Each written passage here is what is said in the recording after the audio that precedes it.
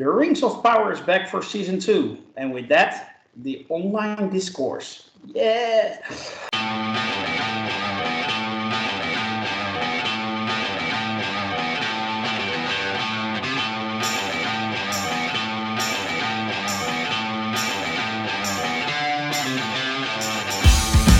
This is a review of Champions, and I'm your host, Grandmaster. With me is a powerful panel made up of the finest champions Sakar has to offer. Let me introduce them to you.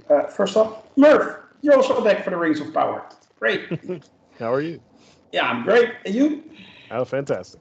Oh, great. And joining us, voice on, Mr. Lord Deathman. How are you? I'm good. Great to be back on the podcast. Yes. Well, you didn't join us for most of the episodes 2 years ago when we discussed season 1, so happy to have you back. Today, we're going to talk about episodes 1, 2, and 3 of season 2 of The Rings of Power. But before we do, I want to ask you all to help us out. Like and share this video, subscribe to our channel, and you can join our forum at Sucarda.freeforums.net. Set up the account, and yeah, join our little community and join our shows if you want to. You're more than welcome to. Consider this your final warning. After this point, we're going to talk spoilers. So if you haven't seen this week's episodes, do that first and then check out our review for them. So, as I said, we got 3 episodes all at once. And the question is, it's been 2 years. Did we get right back into it? And I'm going to start with Murph. Murph, did you get right back into it after watching those 3 episodes? I will say it took some walking before I could run with these 3 episodes because I did not refresh myself on where things had left off. So there was a bit of like watching to remind myself, oh yeah, that's this character and this is this storyline and that happened. Oh yes, now I remember. Mm-hmm. But luckily, I think especially these 3 episodes, were paced pretty well for getting back into the swing of Middle Earth and where they're at currently. Yeah, I agree with that. Did you enjoy them for the most part? For the most part, yes. I think there is one particular plot element or plot line, storyline that I just can't really care about, and I'm not sure why it's not really jiving with me. But we can get into that later. But for the most part, yes, I'm happy to see most of the characters back.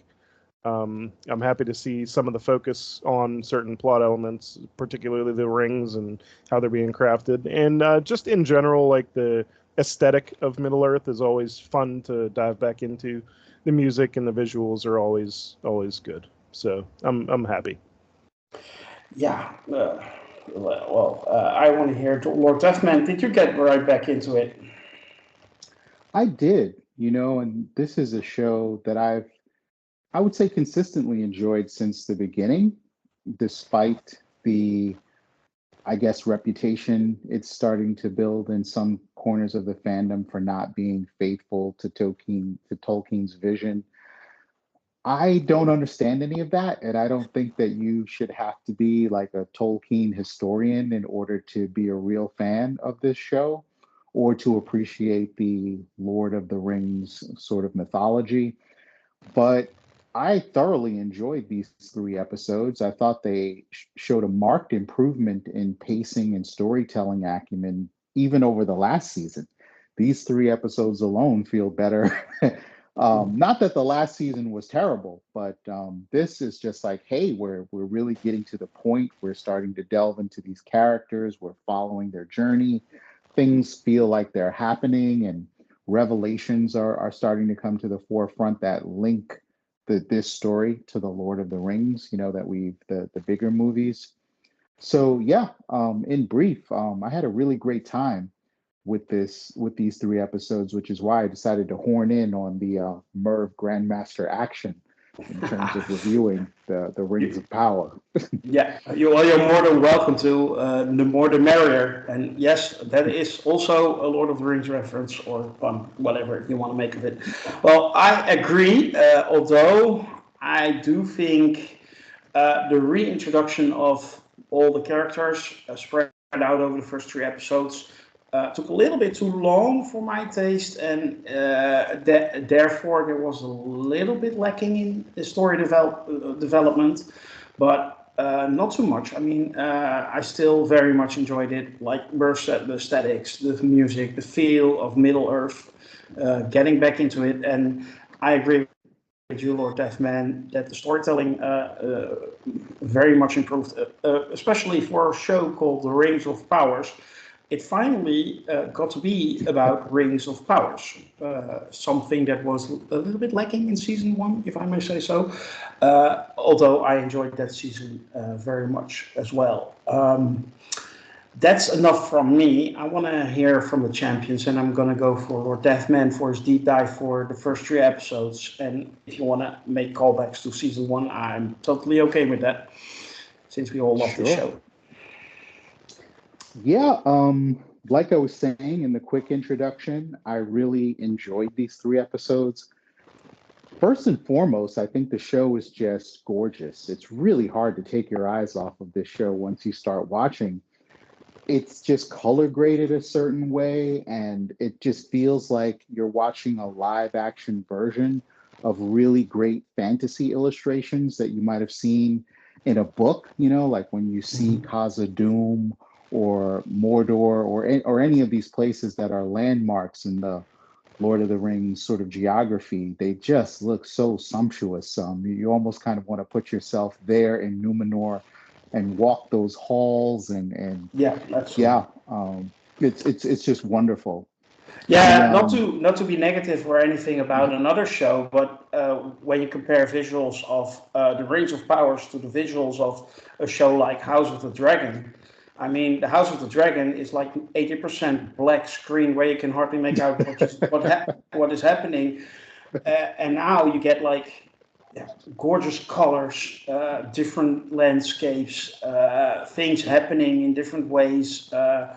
They play with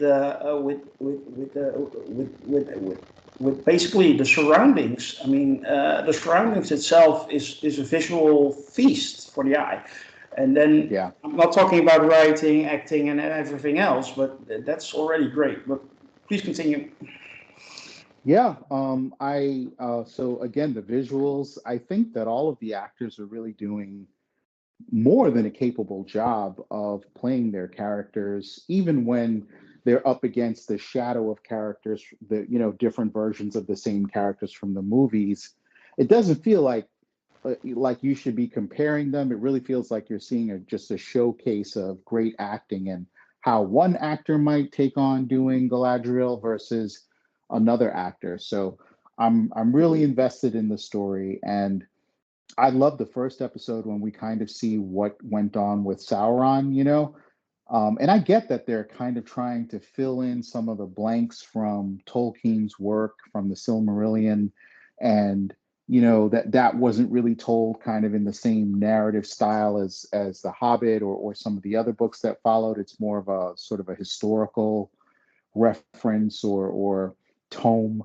And I know a lot of fans are kind of upset because they're like, oh, why are they inventing new characters? And why are, these people not of European descent? And, Tolkien would be rolling in his grave if he, saw that. Like the fact that you want to make presumptions about how, Tolkien would have been thinking about something is really weird in my view. But I was really captivated by that opening episode, seeing Sauron, compromised in his physical form. It was eerie, but it was exciting, watching him go like drip down into the underground and have to sort of work his way back up to corporeal form to start his, endless quest all over again. It made the character really interesting and really compelling in a way that he just wasn't in the first season, where they were just trying to stretch out the mystery of who he was and is it Sauron or is it not? I'm glad we're over all of that kind of peekaboo stuff and what I'm going to call acolyte style storytelling, where you're kind of banking on a big reveal to help you with your storytelling. But even corners of the universe that I wasn't so invested in, in the first season, like the dwarves, I was like, I could take that set of storylines that they're giving us about the dwarf prince and his relationship with his father. Not bad in the first season, but here it just seemed to really crystallize. Now that the rings are kind of in play, and you have Sauron sort of, enacting his plan to create the rings. Those rings will give the dwarves influence over their kingdom, and then, as we know, Sauron's going to go away to forge the One Ring, to rule them all. So the story is just really, really coming together in an exciting way, and I honestly can't wait to see the next one. Mhm. But the last thing I want to say is that we're obviously going to draw comparisons between this series and another series already mentioned here that follows medieval history of Europe, with a fantasy overlay. I want to say that those two shows are, House of the Dragon and Power of the Rings are both really good to me. But I will say that they have their strengths and they have their weaknesses. And one of the big strengths of Power of the Rings is just pretty straightforward storytelling and giving you something to root for. I feel like there's an end game. There's a journey that the characters are going on. There's like a final objective, if you will, if you want to put that into video game terms. Whereas with House of the Dragon, you have a lot of bad behavior on both sides. It's a civil war, and you're kind of watching the sort of depravity of the weak model with that. And it's not really clear, like, are the Greens the good guys? Are the Blacks the good guys? They kind of did some work on that, in the last episode of House of the Dragon that just happened. But here it just feels like, wow, I'm following a quest. There is a journey. There is some stakes. There is an objective, right? So really thoroughly enjoyed it, and I think I'm going to keep watching. Yeah. Me too. Murph, before I get into a deep dive, at a certain moment, I think it was in episode 1 when Sauron was locked up with a warg, I actually found myself rooting for him. And then I realized who I was rooting for, and I was like, says that something about me, or says that something about how excellent they are portraying Sauron and doing their job in telling the story? Maybe a little bit of both. Yeah, I was right there with you. That's an easy answer.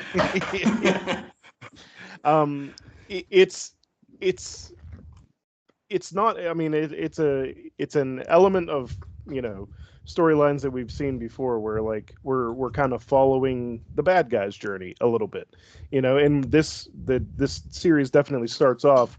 We follow Sauron. We see him get betrayed.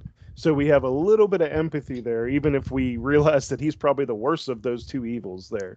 Adar, I remember really enjoying Adar's character in the first season, and I really like him in the scenes that he's been in so far in these 3 episodes. But whenever you see Sauron's betrayal, it makes you go, okay, he's a little bit justified in his anger, at least towards these people, you know what I mean? So to see him get just these little edges on things, and even just to see him crawl back from nothing, I don't even know what happened there, but he went from his blood turned into ooze, and he ate a rat, and then he hitched a rat on a wagon, and next thing you know, he's I can't remember the character that he pretended to be, but other Sauron, and it was Hildebrand, just, is it, or something like that? Halbrand. Halbrand. The king of the Southlands. But yeah, they really, I mean, again, it's the point of view character, right? So we get to see his point of view.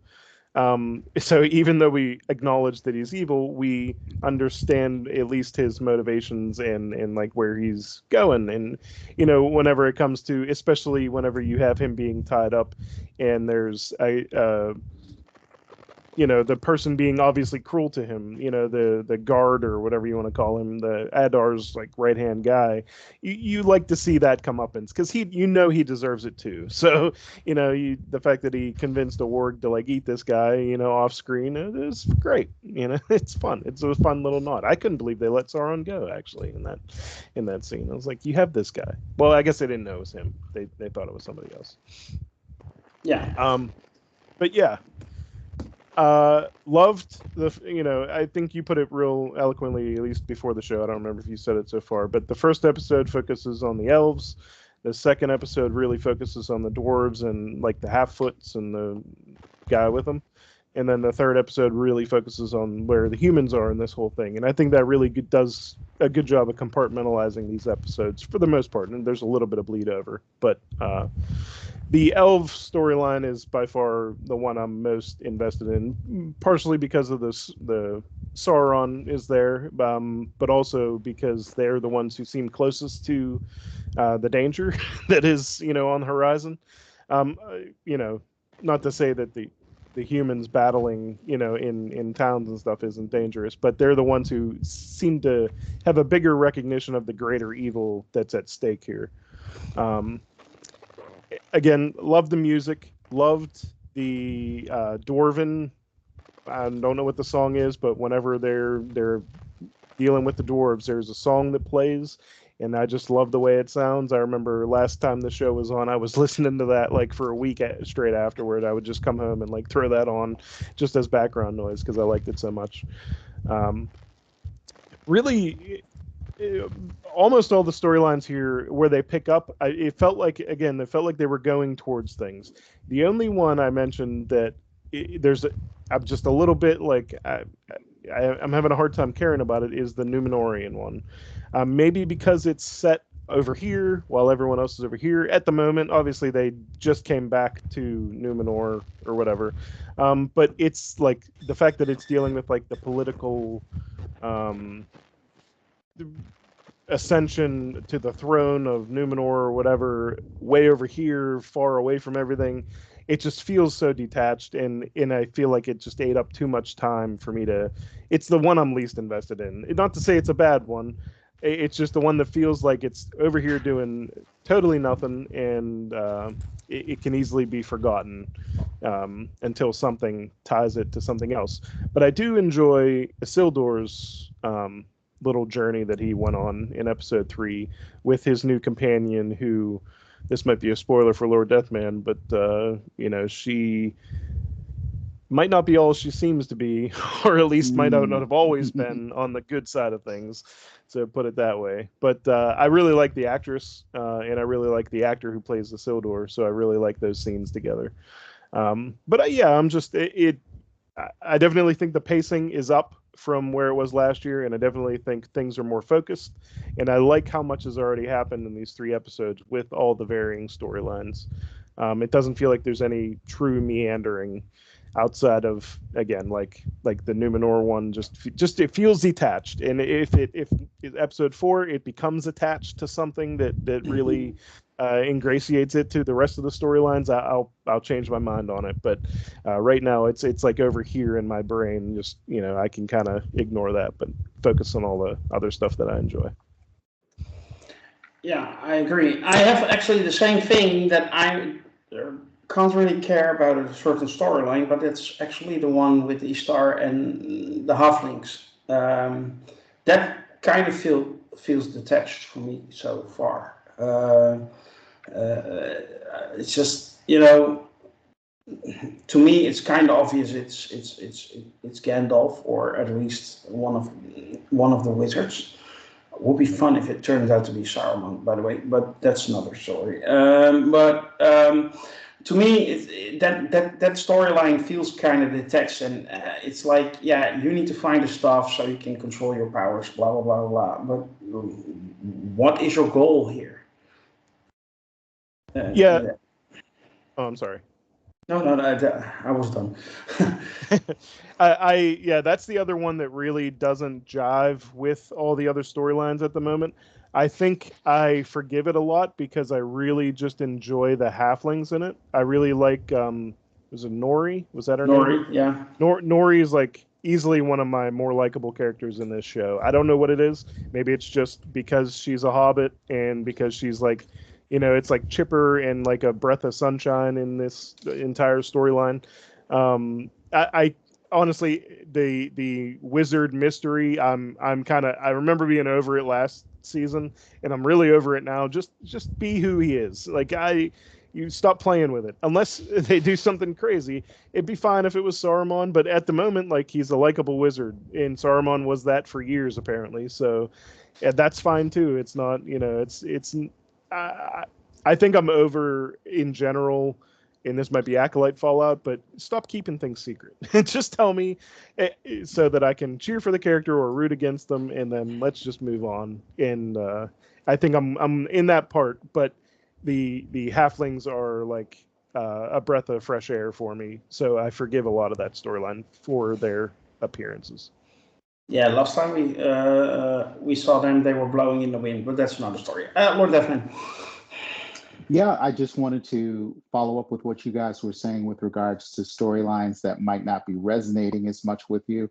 I'm also in agreement with Merv. I'm sorry, with you, Grandmaster, with regards to Numenor and what's going on there, or maybe all three of us have this particular perspective. But I have to say, though, as much as I might not be as engaged with that particular storyline, knowing a little bit, assuming that I know my Tolkien well enough, seeing just like past the edge of the frame and what's going to happen to Numenor in the future, and the destiny of that island nation, that has kept me watching, because we're going to see a power shift in terms of a new monarch, and that monarch is going to lead the Numenorians to a destiny that kind of, well, spoilers for Lord of the Rings. You're going to get two new kingdoms out of this, and one kingdom is going to sink underneath the sea.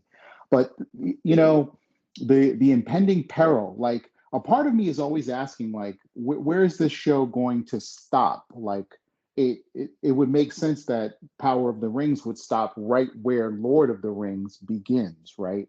So this is all going to culminate in everyone sort of seeing that Sauron has been pulling the wool over their eyes.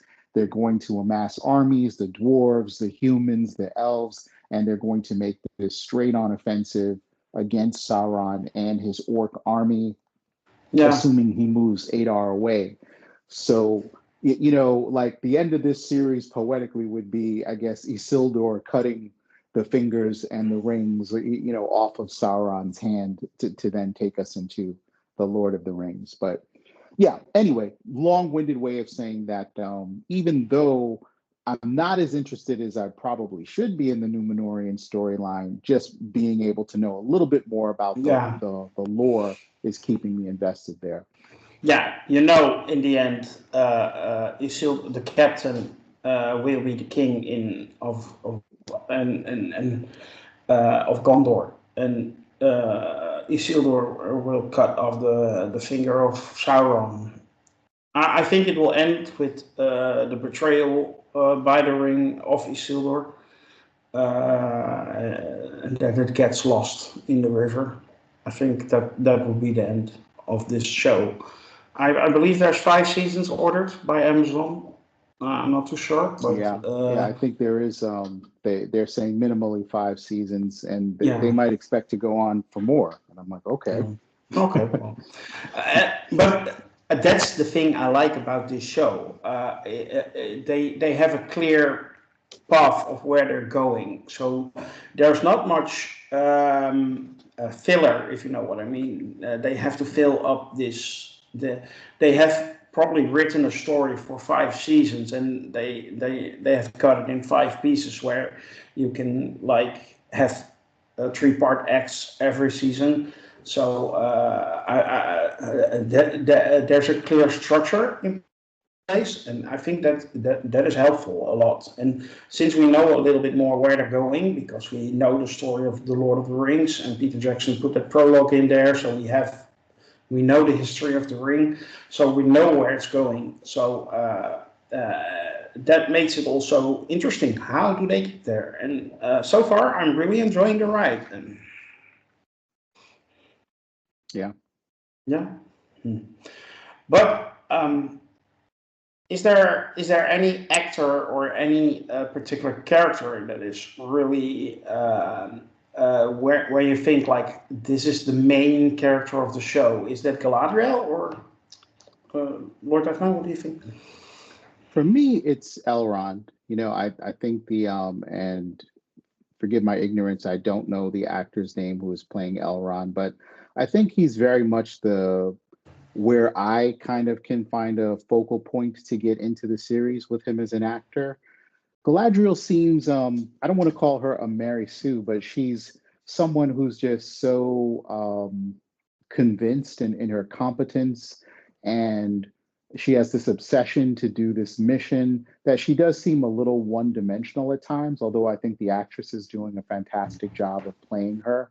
Mm-hmm. But Elrond, who just seems to be, at odds with his people, he has a little bit of foresight in trying to understand the corrupting abilities of the power of the rings. He's kind of a liaison between the elf world and the dwarf world, and he also has some insights into the human world. He really becomes this strong figure in the elven politics. And again, I just really like the performance, and I like what they're doing with the character. Yeah, the actor's name is Robert Aramayo. So Yeah. there you have it. Murph, any other character that you say is like really important, really the main focus of the show? I mean, I think they're doing a pretty good job of keeping a like an eclectic cast, or whatever you want to call it, like a group of characters at the forefront of this. Almost a representative, at least one of every race in Middle Earth. Sorry. But yeah, it's hard not to see Elrond or Galadriel as like probably the two mains. Maybe at some point Isildur steps up into feeling like that. Like obviously he has story arcs around him, but maybe as the seasons go on, he's going to take a more of a forefront. Especially gearing towards that culmination of that battle where Sauron versus the entirety of Middle Earth. But yeah, I definitely think Elrond and Galadriel are right there with me. And I think Elrond gets a little bit of an edge because he's the one who seems to see the problems that are coming, as opposed to nobody's listening to him. Everyone else is just like, these rings are great, they're super powerful, we can use them to defeat Sauron. He's like, wait a minute, and they're just not listening. So it really makes Elrond, because again, everyone, unless you bury your head in the sand, or coming into this completely fresh and have never seen the Lord of the Rings movies, how this is gonna go. Mm-hmm. So everyone already kind of knows that Elrond is kind of right here, and so I think they led us to obviously side with him as a character, even against the elves around him, and also everything else, obviously. But yeah, I think Elrond's the easy choice for a main. But again, I do think they did a pretty good job of centering several characters to the forefront. Yeah, not to bring up Star Trek, we'll talk about that next week, but it's like an ensemble cast where the focus is on one or two, maybe three characters, a little bit more. I think it reminds me a lot of that. I have a question about Galadriel, Murph. I had a feeling that after she put on the ring, there was a slight change in her character, in the sense that she became more responsible. Or am I just trying to see things that are not there? I don't know if it's responsible, or I mean, she obviously seems impacted already by we're going to call it corruption of the ring. Like she's seeing visions and she's seeing things, and even Elrond straight tells her, like, Sauron got into your head and he never left, even though he's not here anymore. And the ring is obviously probably a conduit for that, on top of their relationship from the first season. So I think she at least by the end of whatever episode that storyline was focused in. I think by the end of that episode, she kind of realizes that it might be a problem, but maybe not to the degree that it's going to wind up being a problem, you know? Mm-hmm. Lord Deathman, any thoughts? It's just that I felt like in season one, she was like a spoiled brat, very impulsive, and that's why the critique on her character was, for the most part, by the fandom, because it was so totally different from what she was in the movies. And now with a ring on her finger, she is more thoughtful. She is more takes on her responsibility, tries to see different points of views and not rush into things, even though she still has that element inside her. So she's growing and becoming more like the Galadriel we know. That's my thought and feelings, but I don't know. Maybe again, I'm reaching or seeing things that aren't there. I think, and you know that. Forgive me for just taking a moment to kind of process and you know come up with a coherent narrative of this, but the sort of pre-ring and post-ring Galadriel, you're right. I think the writers were listening to some of the feedback that they were getting on the character in the first season, where people felt like, you know, this is just a kind of superpowered Mary Sue. You get a lot of that kind of criticism when you see powerful, capable women who are kind of leading. And she was really at the forefront of the narrative, you know. Now I feel they've taken an opportunity to kind of use the influence of the ring to not necessarily push her aside or sideline her, but to allow her to become a bit more introspective and a bit more of a three-dimensional character that does still have that confidence, that battle prowess, but now is really facing some challenges emotionally, you know, professionally with her relationship with the king, in terms of losing her position as the head of her battle group, and then also just processing her experiences and her trauma, having dealt with the Dark Lord and loss of her brother. Like she just feels like much more of a three-dimensional character to me now that she has the ring on. Again, there's great introspection, and again, I think that I think it's Morid Clark is how you say her name, or I don't know. Morphid. She has one of those. Morphid. Is it? Oh, yep. Morphid yeah. Clark is doing a fantastic job in both seasons. This one especially, but this is one of those cases where I think the writers and the showrunners really heard the feedback that they got from the first season, and then organically in the story found a great way to do a pivot on the character by just saying, well, now that she has the ring, and now that she might be under the influence of a higher power or another power, that we can do this pivot where we can make her a little bit more, you know, relatable, a little bit more three-dimensional, a little bit more grounded as a character. So something is definitely different. I will say now that she's wearing the ring, and you are right about that. Oh, luckily I'm not seeing ghosts. Murph, you had a follow-up. Yeah, I just wanted to double down on that. Like her getting the ring also culminates with the climax of the situation with her friend Halbrand, who turned out to be the Dark Lord Sauron, and I think that whole situation just really like threw her for a loop.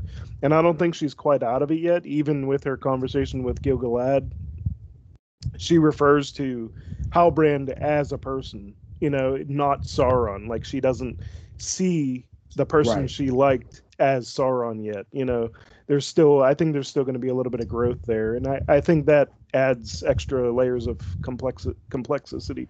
Oh, sorry, I'm all kerfluffled to the character. Just her own, again, like Lord Deathman said, like dealing with almost the PTSD levels of fallout from trusting someone almost completely, and then them having to turn out to be this evil, you know, corrupter of individuals, and just the dealing with that. So yeah, I really like where her character's gone. Yeah, it's not every day you find out you danced with the devil, and you have to deal with that. Lord Devman. Yeah, I just wanted to add one more note. I don't know how you guys feel about this, but I'm really enjoying the show now. And like I said, I did enjoy the first season of the show, but like Merv pointed out very astutely, there were some unnecessary mysteries. And now we can officially associate unnecessary mysteries with the Acolyte. So we can just say, you're pulling an Acolyte now, where, who is this wizard and is this guy so and so? Now that they've kind of shifted away from that type of storytelling to keep you drawn in, I think the pacing is really moving at a pace that works for me. But I also wanted to take this opportunity to say that it's also drawing me into the further history of this lore. I don't know how either of you feel, but I would love to see Morgoth or Melkor, whatever that character's name was, and that earlier quest, which kind of parallels the quest for the rings, but this is for a different magical artifact. I think it's pronounced the Silmarillion. Um, I really would love to see flashbacks to that era because I'm so drawn in, like Adar, when he tells that, when he relays that monologue about being walked up this dark mountain, I think it was by Sauron. And it's implying that this is where he became sort of, where he lost his elfhood and then became an orc, after this ritual of deprivation and dehumanizing or de-elfizing that he went through. I'm like, I would really love for them to put just a visual to that and take us into that past lore because it's so interesting to me. Hmm. Yeah, I agree. I actually never expected that I would be so engaged with the show as it was, because I knew it was based on appendices and like a few scribbles here and there. Yeah, and they make actually quite a great show out of it. And yeah, I know it's not real, like the lore that Tolkien wrote, and a lot of it is made up by the writers itself. But they're actually doing a great job. I mean, they set a story in this world, in this universe, and they create something great. And yes, we know where it's going, and but isn't it that the way myths and legends work, that everyone tells it a little bit differently? And I think Tolkien would be okay. I agree with you. I think he might have his minor nitpicks, but to have your writing taken and adapted on this particular scale, I think he Mhm. finds something to be happy about in all of this, unless he was just a complete grump. All I Mhm. know is I don't know for sure, I but other mean, people seem to think they do. let's just face it, and it's totally on a totally different. No, it's actually quite the same, even though on the surface it doesn't feel like that. But don't we all hail like the Infinity Saga in the MCU as like the greatest, one of the greatest things in cinema history? If you look at direct lore and where it comes from, I lost the word there. Sorry, English is still not my first language. It's all adapted, and it's all changed, and it's all different than it was in the comic books. And that's good, because if you're a comic book reader and you go to a movie and you get exactly what you saw in the comic book or read in the comic book, you wouldn't care less. I mean, it's not interesting. There's no surprise. It's actually a good thing that people are creative and still respectful, because you can't say they disrespect the lore. It's just that they are creative with it, and they give you something, a great story. Just enjoy it, and also enjoy what Tolkien wrote, and it can perfectly exist in the same universe. To me, it's nonsense to just say it's bad because it doesn't reflect the correct lore. Right. And to hide behind the metaphorical cloak of a man who died many, many years ago Yeah.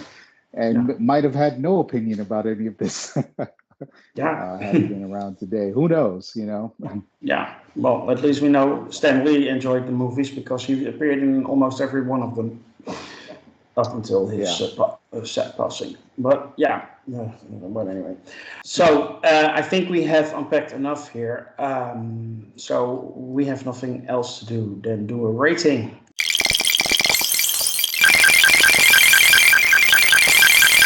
And I'm going to start with you, Mr. Lord Deafman. Let's just rate all episodes at once. Give one number for 3 episodes. Yeah, I'm going to give all 3 episodes a solid 8. They were very entertaining, very enjoyable. And Murph? I'm going to agree. I'm going to go with an 8 out of 10 for all 3 episodes in general. I pretty much watched them back to back to back anyway. And I will just add that if there's one cameo that comes out of any of these seasons of Rings of Power, if I could see Tom Bombadil once, that would be fantastic. If we know who he is, you probably agree that at least give him a shot. You know, he'll surprise you. I think he was actually confirmed to appear in this season, so we'll see. I actually agree with the both of you. I'm going to go 8 out of 10 for these first 3 episodes as well. As Murph said, because he was quoting me pre-recording, those 3 episodes actually introduced elves, dwarves, and men in order, and basically felt the same. And well, that's why they dropped them. I think 8 out of 10 for me. Well, that will conclude this week's review of Champions for episodes 1, 2, and 3 of the Rings of Power Season 2. We hope you have enjoyed our discussion today. If you did, help us out. Like and share this review and subscribe to our YouTube channel. And if you really want more of us, you can. You can join our forum at Socard@freeforums.net. We would love it if you join our community. We are easy to talk to, trust me. Next week, we will be discussing episode 4, of course, and in the first full weekend of the month, yes, there will be a brand new episode of the Star Trek Project, episode 9, this time dealing with Star Trek V, The Final Frontier. For now, I want to thank you all, also on behalf of our champions, and wish you to never be binded. Bye.